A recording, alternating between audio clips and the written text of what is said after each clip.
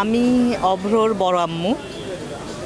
আমি আসলে সবসময় চাই অভ্রর বড় আম্মুই থাকতে, মা না হতে। কারণ অভ্রর মা লোপা, ও নিজের জীবনের বিনিময়ে আর কি অভ্রকে আমাদেরকে দিয়ে গেছে। আমি সবসময় চাই অভ্রর মা শুধু লোপায় থাক। আর লোপা সম্পর্কে বলবো, মানে লোপা এমন একটা মেয়ে ছিল যে পৃথিবীতে খুবই কম মানুষ থাকে এরকম যে ওকে অপছন্দ করে, এরকম মানুষ আমি মনে হয় পৃথিবীতে দেখি নাই।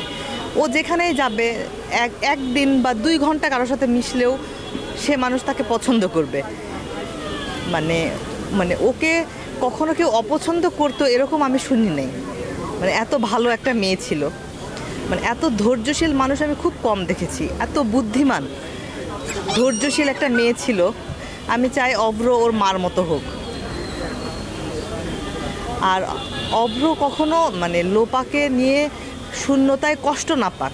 আমি চাই ও সবসময় অভ্র বড় হলেও চায় যে ওর মাকে নিয়ে গর্ব করুক, ওর মাকে সবসময় মানে ও গর্ববোধ করুক যে ওর ওর মায়ের মানে মা নিজের জীবনের বিনিময়ে ওকে আমাদেরকে উপহার হিসেবে দিয়ে গেছে।